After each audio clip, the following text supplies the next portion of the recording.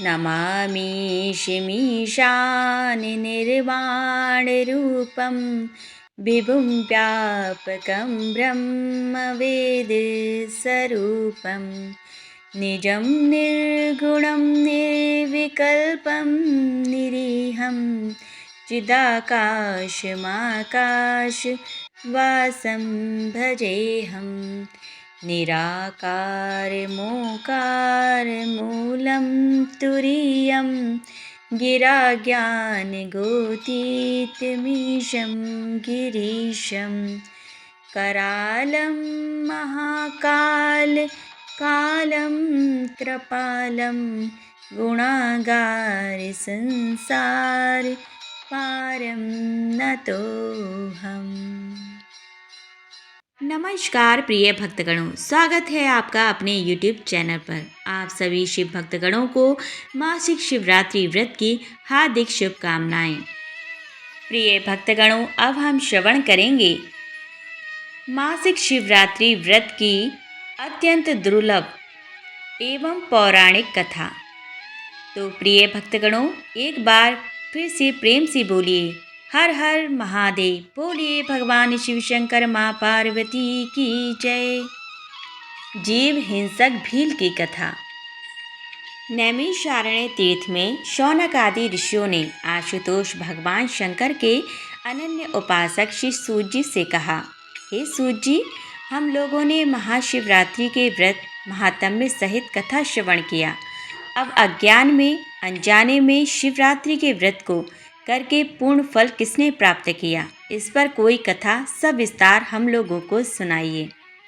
सूत जी ने कहा, विविध धातुओं से विचित्र वर्णमाला, अनेक वृक्षों से व्याप्त, विविध पुष्पों से सुशोभित, बाल सूर्य के समान दैदीप्यमान, तप्त स्वर्ण के सदृश कांतिमान, मणि निर्मित सोपानों से युक्त कैलाश पर्वत के एक शिखर की चट्टान पर अत्यंत शांत भाव से भगवान शिवजी विराजमान थे। उनके हाथ में शूल, अंग में भस्म और सर्प सुशोभित हो रहे थे। उन्हें प्रमथ आदि गणों ने घेर रखा था और वे क्रीड़ा में तल्लीन थे।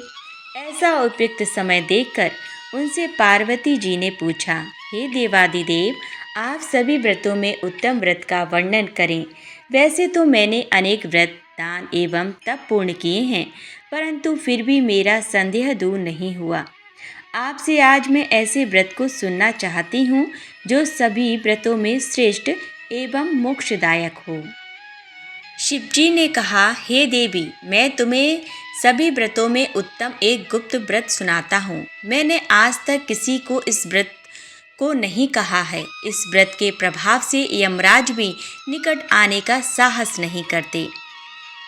प्रत्येक मास के कृष्ण पक्ष की चतुर्दशी को किया जाने वाला यह व्रत शिवरात्रि नाम से जाना जाता है। इस दिन का किया हुआ व्रत इतना प्रभावशाली होता है कि प्राणी यमलोक को त्याग कर शिवलोक में प्रवेश पाता है। किसी समय मलेच्छ देश में एक जीव हिंसक भील रहा करता था। वह भील जीव हिंसा के निमित्त सदा वनों एवं पहाड़ों के निकट भ्रमण किया करता था। अनेक प्रकार के हिंसा और चोर कर्म किया करता था। उसका शरीर मोटा एवं काला था। वह हाथों में धनुष धारण करता, काला जामा पहनता तथा हाथ में गोह के चमड़े का मोजा बांधता था। कमर में तरकश रखता था। वह सदा बाघ, चीता, तेंदुआ, खरगोश, रीछ आदि पशुओं को मारकर अपने कुटुंब का भरण पोषण किया करता था। अनेक पक्षियों का भी वह वध कर डाला करता था। एक दिन इस भील के परिवार वालों ने भील से कहा, हे वंचन, आज कहीं से भी चोरी आदि किसी भी युक्ति से हमें खाने के लिए कुछ भक्ष्य पदार्थ ला कर दो। अपने कुटुंबियों द्वारा इस प्रकार की प्रार्थना सुनकर भील धनुष बाण लेकर मृग हिंसा के लिए जंगल में जाकर शिकार ढूंढने लगा। हे देवी, उस दिन चतुर्दशी थी। वह भील हाथ में धनुष बाण लेकर गंभीर जंगल में जा पहुंचा। उसने वहां पहुंचकर हिरणों को खोजना प्रारंभ किया। हिरणों की खोज में वह भील इधर उधर दौड़ने लगा। बहुत प्रतीक्षा करने पर भी जब कोई वन्य पशु ना मिला तो वह निराश हो गया। सूर्यास्त होने पर एक तालाब के निकट वह जा बैठा। उसने निश्चय किया कि आज रात्रि में मैं अवश्य ही इस तालाब में जीभ मारूंगा। मन में ऐसा दृढ़ निश्चय करके वह तालाब के निकट स्थित एक बिलव वृक्ष के नीचे बैठ गया। उस बिलव वृक्ष के कोटर में एक बहुत विशाल शिवलिंग पड़ा हुआ था। इस ब्यात के दाहिने हाथ से लगकर कुछ बेलपत्र टूटकर शिवलिंग पर गिर गए। उस प्रहर कोई भी हिरण उसके हाथ न आ सका। इस प्रकार उस बिलव वृक्ष के नीचे रात्रि का पहला पहर व्यतीत हो गया। इसके बाद उस तालाब पर एक घरमणी हिरणी पानी पीने के लिए आई। वह हिरणी चकित दृष्टि से चारों ओर देख रही थी। इसी बीच शिकारी ने भी उसे देख लिया। उसने अपने धनुष पर बाण चढ़ाया और उसके साथ ही कुछ बेलपत्र पुनः टूटकर शिवलिंग पर गिर गए। हिरणी ने भी उस शिकारी को देख लिया। हिरणी ने उस व्याध से कहा, हे महाव्याध, जरा रुक जाओ, तुम मुझे क्यों मार रहे हो? व्याध ने कहा, मेरा परिवार भूख से पीड़ित है, मैं तुम्हारे द्वारा उन सबों की भूख शांत करूंगा। शिवजी ने कहा, हे देवी, एक प्रहर की पूजा के प्रभाव से उस व्याध का चतुर्थांश पाप दूर हो गया था। उसने अपने बाणों को थोड़ा समेट लिया और उस हिरणी से कहने लगा, मैंने अनेक जीवों को मारा है, परंतु आज तक किसी वन्य पशु को मनुष्य सा बोलते नहीं सुना। मुझे तुम्हारी बातों से बड़ा कुतूहल हो रहा है। तुम किस वंश में उत्पन्न हुई हो और कहाँ से आई हो? हिरणी ने उस व्याध से कहा, हे व्याध, मैं पूर्व जन्म में रंभा नामक इंद्रपुरी की अप्सरा थी। अत्यंत सुंदरी होने के कारण मेरे मन में बड़ा गर्व था। मैंने अपनी सुंदरता के बल से महादानव हिरण्याक्ष को भी अपना पति बना लिया। मैंने उसके साथ बहुत काल तक भोग किया। एक दिन जब मैं उसके साथ खेल रही थी, तभी शिवजी के सम्मुख तांडव नृत्य प्रारंभ हुआ। मेरे शिवजी के सामने पहुंचते ही शिवजी ने मुझसे पूछा, सच सच बता, तू कहाँ थी? नहीं तो मैं तुझे शाप देता हूँ। शाप की बात सुनकर मैंने कहा, हे देव, मैं घर पर एक दानव के साथ विहार कर रही थी। शिवजी मेरी बातों से क्रुद्ध हुए और बोले, तेरा प्रेमी हिरण्याक्ष हिरण बनेगा और तू उसकी पत्नी। तुम 12 वर्ष से ही कुछ अधिक ही सुख से रहोगी और पारस्परिक सुख के कारण ही तुम्हारे शाप का अंत होगा। जिस समय तेरे सामने व्याध आएगा, तब तुम्हें पूर्व जन्म का स्मरण होगा। वहाँ मेरे लिंग का दर्शन करने से तेरा छुटकारा होगा और तू अपने स्वरूप को प्राप्त हो जाएगी।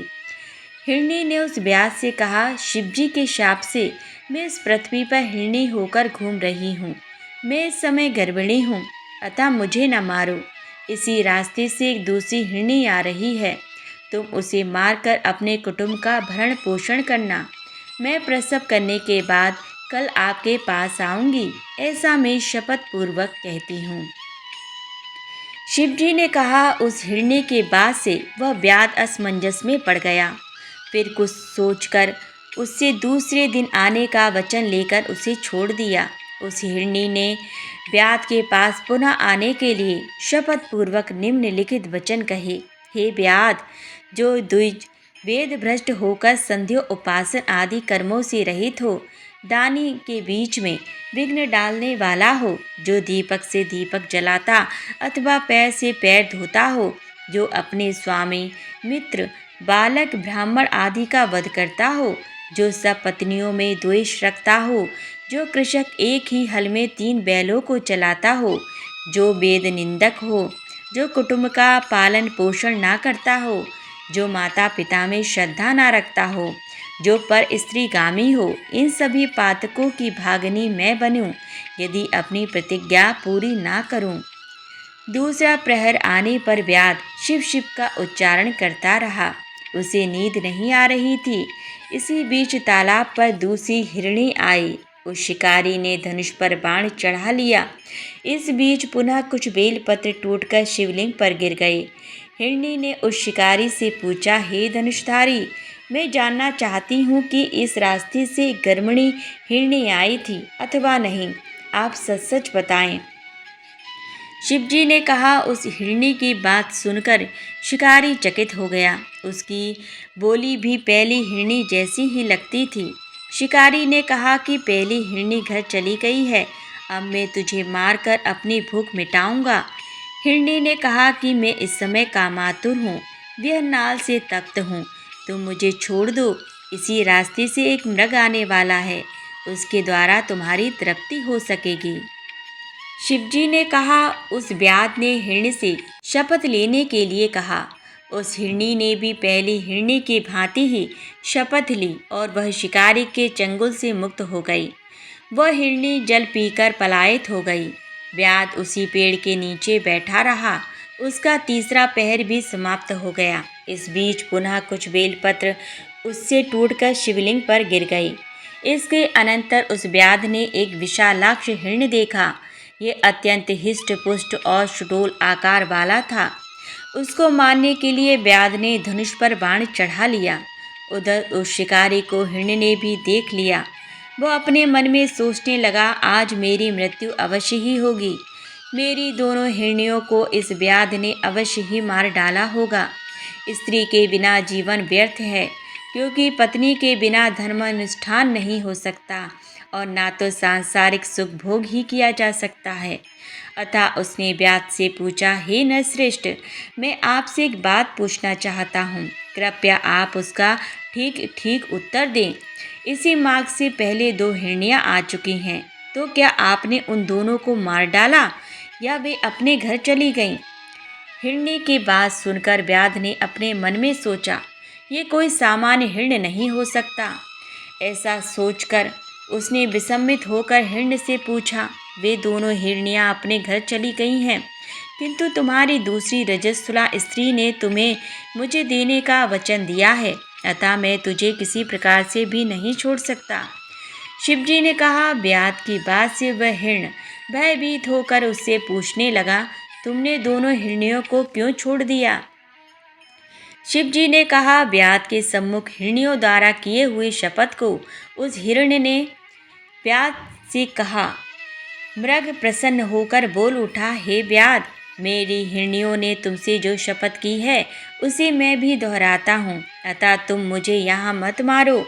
मैं अपनी ऋतुमती स्त्री से संभोग कर तुम्हारे घर निस्संदेह आ जाऊँगा। शिवजी ने कहा। उस मृग की बात सुनकर व्याध कहने लगा, तू मुझे बातों में फंसाकर धोखा देना चाहता है, अतः मैं तुझे कदापि नहीं छोड़ सकता।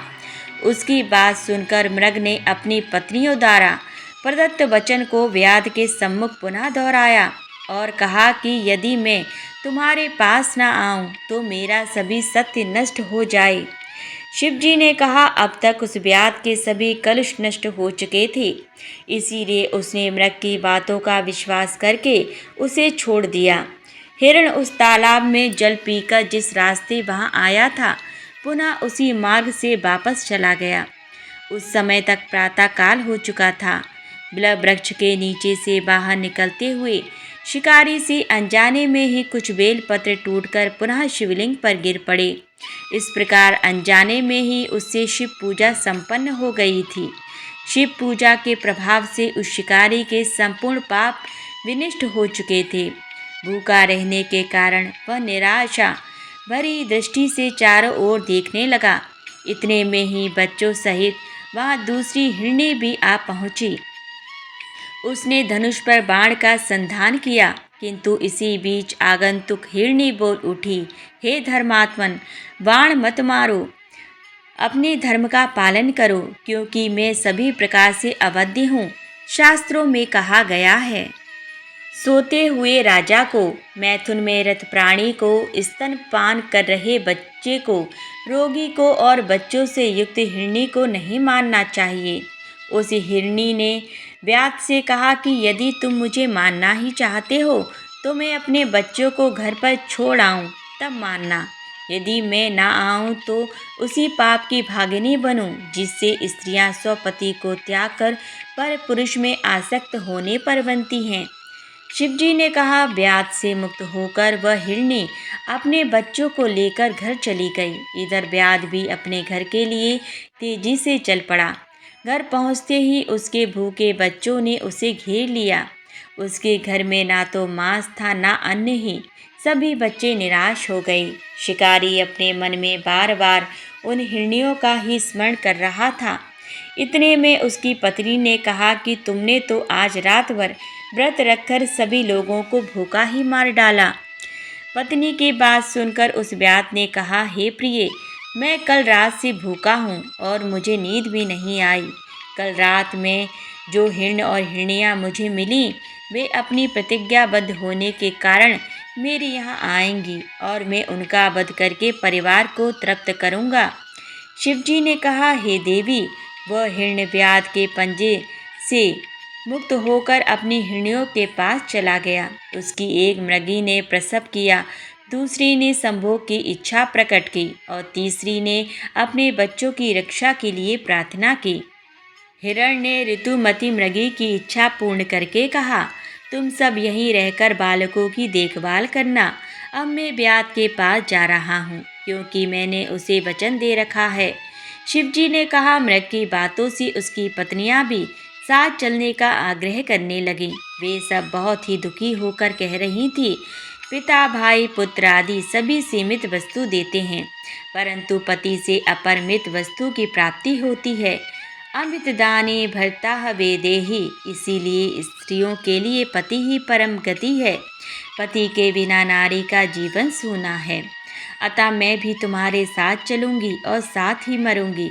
शिवजी ने कहा। उस मृग की पत्नियों ने विरह कातर होकर मरने का निश्चय किया। परिवार की शोका अवस्था से वह मृग बहुत ही दुखी हुआ।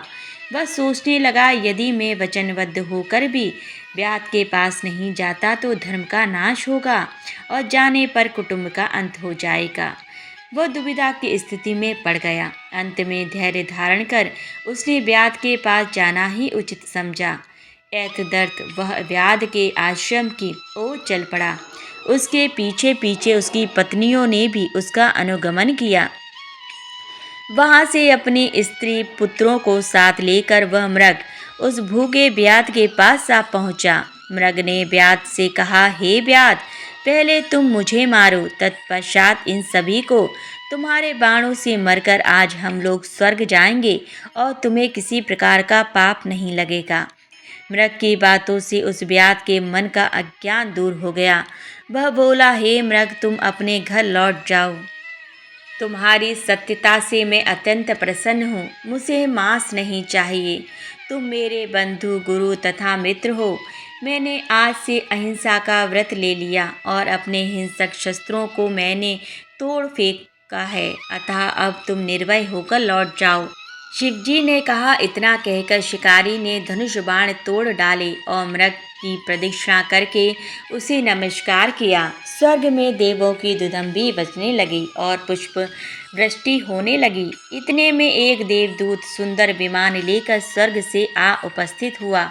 उसने शिकारी से कहा, हे महाव्याध, इस विमान में बैठकर सदैव स्वर्ग को चलो। शिवरात्रि के प्रभाव से तुम्हारे सभी पाप नष्ट हो चुके हैं। शिवरात्रि के दिन तुमने अनजाने में ही उपवास और जागरण द्वारा शिवजी की पूजा कर डाली और मृगों को आया देखकर दया से आर्द्र हो गए। अतः हे धर्मात्मन, तुम्हारा आर्द्रा नाव से नक्षत्र मंडल में स्थायी निवास होगा। इसके बाद उसने उस मृग को संबोधित करके कहा, हे मृग, तुम अपनी स्त्री और पुत्रों के साथ इस विमान में बैठकर स्वर्गारोहण करो। अपनी तीनों भार्याओं सहित नक्षत्र पद प्राप्त करो। तुम्हारे नाम से ही वह नक्षत्र प्रसिद्ध होगा। शिवजी ने कहा। इतना सुनकर वे सभी विमान में बैठकर नक्षत्र लोक गए। आगे 2 हिरनियाँ, पीछे हिरण। इन तीनों ताराओं से युक्त मृगशीर्ष नक्षत्र है। यह नक्षत्र आज भी आकाश में दृष्टिगोचर होता है। इसकी पीठ पर आर्द्रा नामक दूसरा नक्षत्र लगा है। शिवजी ने कहा, हे पार्वती, मैंने ऐसे महत्वपूर्ण शिवरात्रि व्रत का तुमसे वर्णन किया। यह व्रत शिवलोक की प्राप्ति कराने वाला है। इस व्रत के समान पाप नाशक मोक्षदायक दूसरा व्रत नहीं है। बोलिए भगवान शिव शंकर माँ पार्वती की जय। प्रिय भक्तगणों, अब हम श्रवण करेंगे शिवरात्रि की वेद निधि ब्राह्मण की कथा। सूत जी ने कहा, हे ऋषियों, अब आप लोगों को एक और श्रेष्ठ कथा सुनाता हूँ जो सर्वोत्तम और सर्व पापहारी है। ऐसे उत्तम व्रत को श्रवण कीजिए। सूत जी ने कहा, अवंतिकापुरी उज्जैन में एक सदाचारी एवं चतुर ब्राह्मण अपनी कुलीन और पतिव्रता पत्नी के साथ रहता था। ब्राह्मण पत्नी सदैव पति की आज्ञा का पालन करती थी। उसके दो पुत्र थे जिनके नाम सुनिधि और वेदनिधि थे। ज्येष्ठ पुत्र सुनिधि अपने माता पिता का आज्ञाकारी और छोटा पुत्र वेदनिधि वेद शास्त्र का पारंगत होते हुए भी दुर्व्यसनी और वैश्यागामी था। पिता को जब अपने छोटे पुत्र वेदनिधि के दुर्व्यसन की जानकारी हुई तो कई बार उसने गुप्त विरोध भी किया, परंतु वेदनिधि ने अपने दुर्व्यसन को नहीं छोड़ा। कई बार उसके परिवार वालों ने भी ताड़ना दी, परंतु वेदनिधि अपने दुर्व्यसन से निवृत्त नहीं हुआ। किसी समय उस नगर के राजा ने वेदनिधि के पिता पर प्रसन्न होकर अपने हाथ की अंगूठी दी।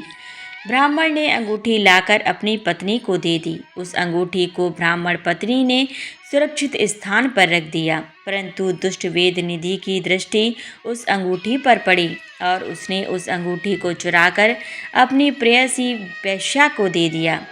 एक समय उसी वैश्या का नृत्य उस राजा के सम्मुख हो रहा था। उस वैश्या की उंगली में अपनी दी हुई अंगूठी को देखते ही राजा ने पूछा कि ये अंगूठी तो मैंने ब्राह्मण को प्रदान की थी, तुम्हारे पास कैसे आई? राजा के इस प्रश्न से वैश्या चौंक सी गई और उसने बात बनाने की चेष्टा की। तो राजा ने जब दंडित करने की धमकी दी तो उसने बताया कि यह अंगूठी ब्राह्मण पुत्र वेदनिधि ने दी है, जो मेरा अनन्य प्रेमी है। राजा ने वैश्या से अंगूठी ले ली और अपने किसी सेवक को सौंप दी।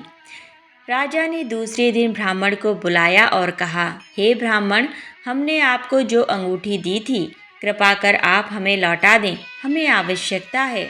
बाद में पुनः आपको लौटा दूंगा। ब्राह्मण ने घर आकर अपनी पत्नी से कहा कि जो अंगूठी मैंने तुम्हें दी थी उसको ले आओ, राजा ने मांगी है, बाद में लौटा देंगे।